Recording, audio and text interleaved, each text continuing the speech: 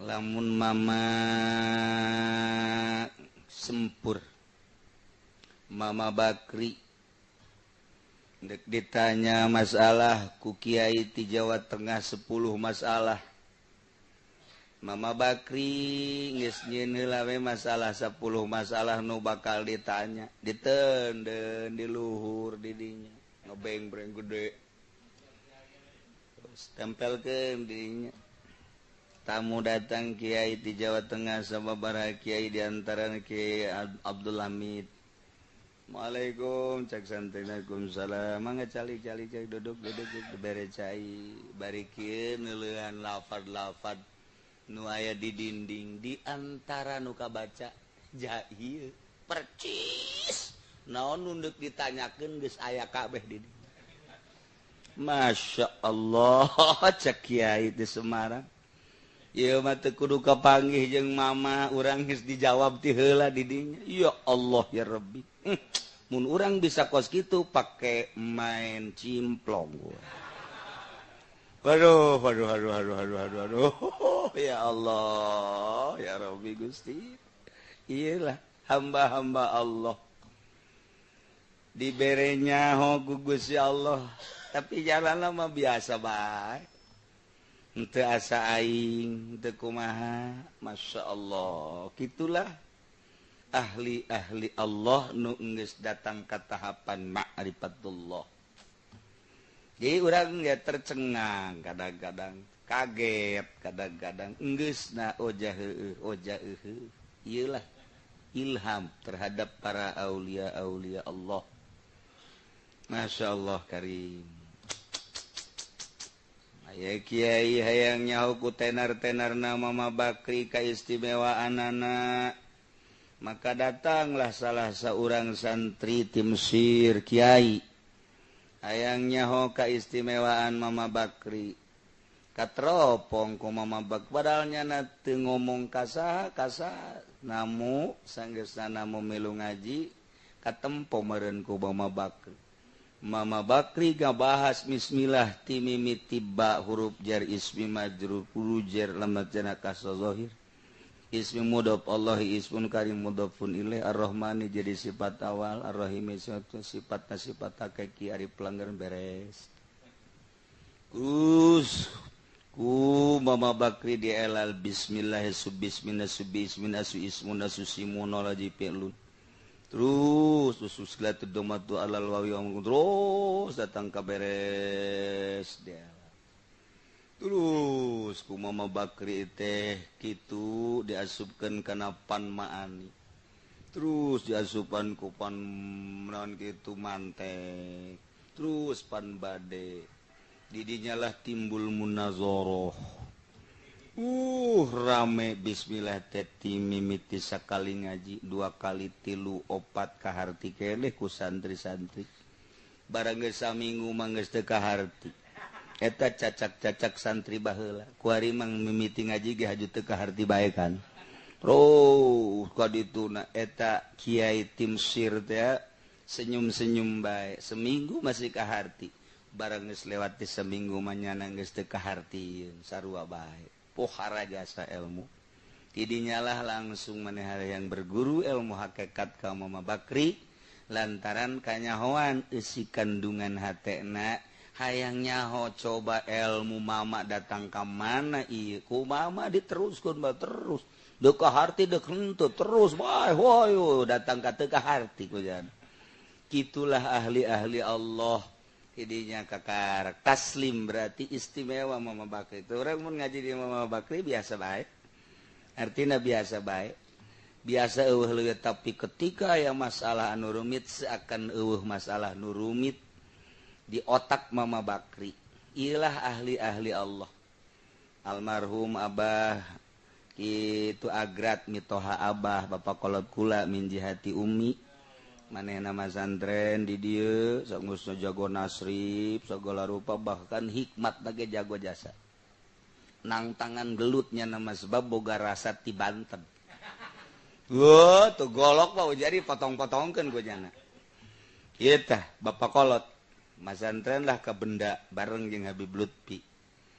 Habib Lutfi mah rada ngoraan nyana makolot. Habib Lutfi budak ngaji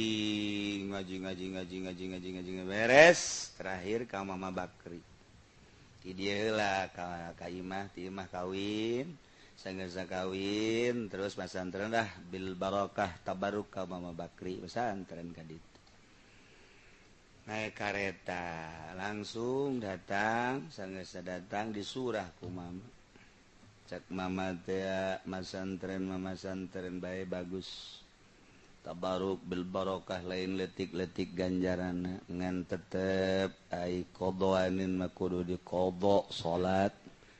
eta di kareta pancen di qodo asa di peupuhan mah pan beungeut nya anyar pan qodo cak mama kudu di qodoan ngaji mah gampang qodo heula be cak bapak kolot maka aing bae tak bang aduh cak bapak kolot geus aing di qodo bae heula kodo langsung beres isuk dah ngaji deui magrib ngaji mah geus bisa cak jana aju aya ilmu jurigan moal beres segala hikmatan geus pasrah bae ka Allah maningan kitu kudu sagala tuturak digolok tuturak ditebak jang naon heuh cek ke bapak kolot ka aing deui bae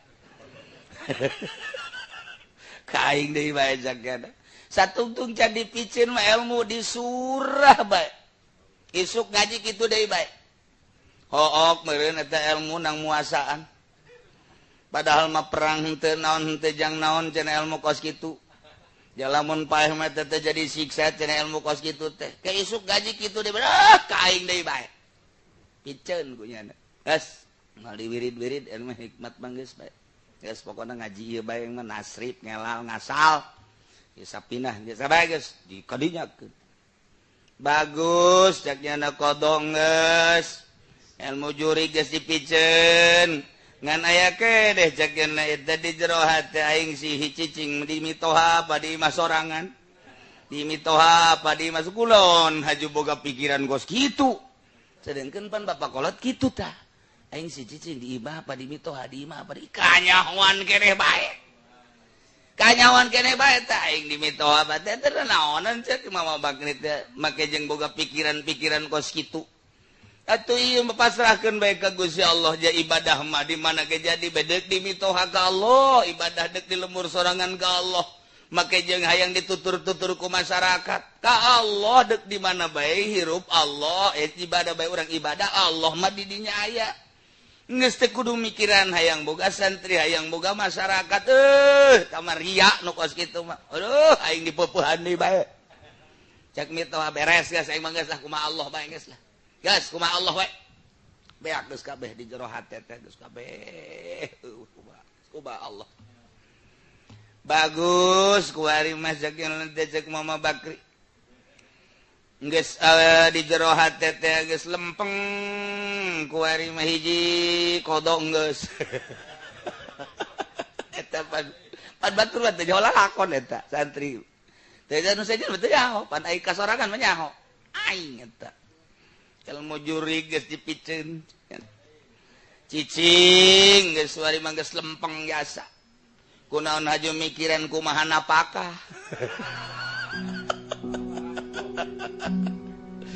kega ada pagahan pamajikan jeung anak ti mana atuh kulaon boga pikiran kos kitu teu beres boga pikiran apakah kitu mah ibadah can naon can lempengkeun ka Allah ti pondok keneh ulah mikiran apakah jak kuari ge usaha teu naon teu kawin dikawinkeun haji di modalan eta nang saha atuh ka ditu lagi moal teu kitu kajen kumaha ge heueuh oge nya cek bapak kolot jija as dilempengkeun kakarak lempeng geus kuari mah geus lempeng jakana ngaji nu bener tetek saha anu nganyahokeun kos kitu pan aya eta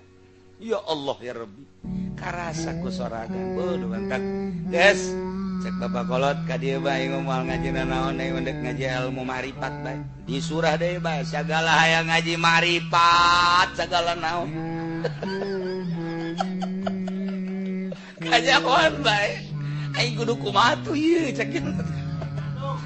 kos gitu kanyawan ya Allah ya Rabbi lain letik Mama Bakri Masya Allah nu mantak teureun-eureun di zarahan lain ku muridna jeung alumnina bae berbagai manusia berbagai kalangan zarah kunaon masa hirupna geus usul ilallah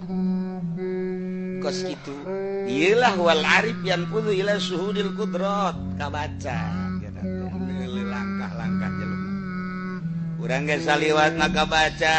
asal aya jelema rapih bae ge make bajuna haju make seseungina tajam luar biasa buukna ge dirapian moal teh hayang nyandung jelema bos lain deui sapatuna ge mengkilap pohara tawa aya jelema rudin tambal tepi geus gajahoan susah berarti lain marifatullah susah nu jelas ku ahli Allah madeku maha bae kanyawan innallaha la yanzuru ila suwarikum walakin yanzuru ila qulubikum urangna deukeut ka Gusti Allah dibere ketika jelema datang ka hiji jelema begitu datang deukeut dikupai ka dieu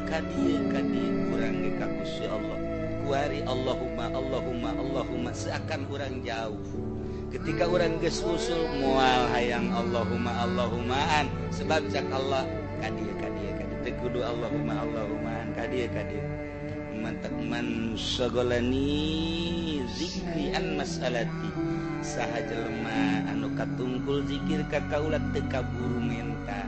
ataituhu afdhala ma utiyasailin ku kaula bakal dibere leuwih utama tibatan nu mararenta dina harti maneh geus berzikir ka kaula lantaran kula geus aya di hate maneh geus teu kudu barang penta aing nyaho jasa kana kamaslahatan aja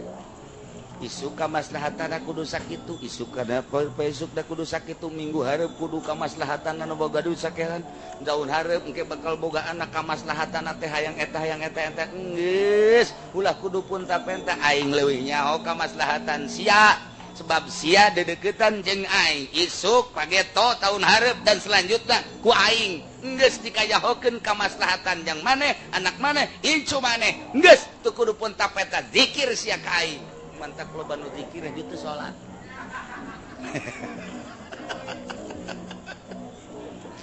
ila man sagolani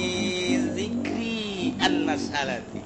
jelema nu katungkul bae zikir ka kaula an masalati poho menta ka kaula jembung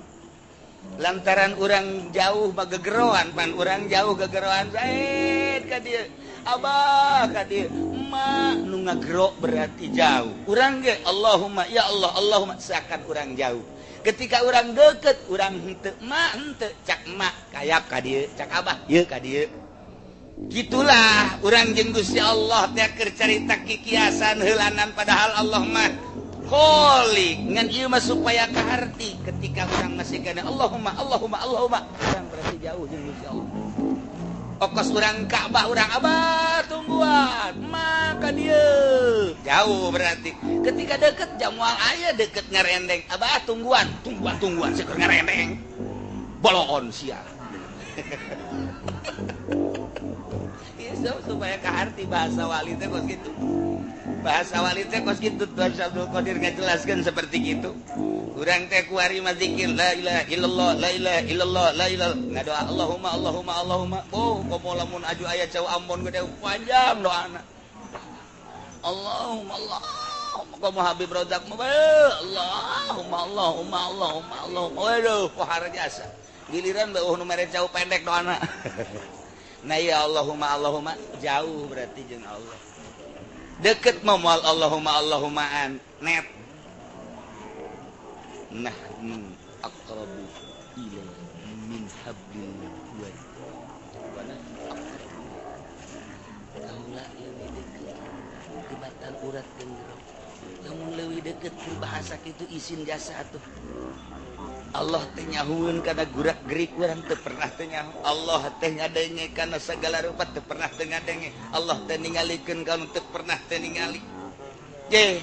nek kumaha tuh la taquduhu sinatu wala naum teu pernah nundutan teu pernah molor teu pernah sare Allah mah emang na bos urang sok sare emang na komandan urang sok molor Gusti Allah malah takhudhu sinatu wala naum atuh selalu didelekeun urang karasa lain bahasa tapi karasa net isim pun tapentana ka Allah sebab sakumaha tadi tungguan abah jauh abah minta jauh SMS nu mantak SMS ge teh jauh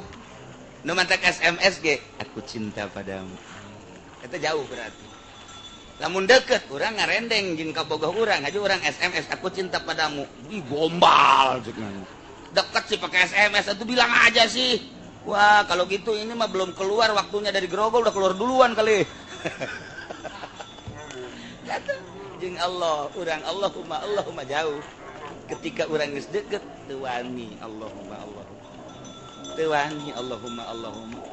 Memantak instruksi tinggal instruksi titah istisqa wali moal daekeun sebab naon nya nama asal kretek betrek haji ceudem bae asal kretek haji ceudem bae ieu anu selalu kun fayakun Allah teh ditibakeun ka manehna naon sia nah carita urusan naon aing leuwih nyaho kana kamaslahatan sia geus bae sia mah ibadah ka aing ulah eureun-eureun hayuh bae geura zikir ka aing ulah eureun-eureun sebab zikir lain kulisan azriku bil lisan kizbun zikir kulisan doang bila qalbin bohong wa wizrun dosa gede nah nu bener mah azriku bil lisan bal qalbi nah kulisan bareng jeung hate sehingga deket ka Gusti Allah ku deketna embung ngadoa atuh rek doa aja Allah sagala-gala nujieun urang ge Allah nyangakeun sadaya-daya geus ieu teh kudu menta lantaran sia dikanyahokeun jangka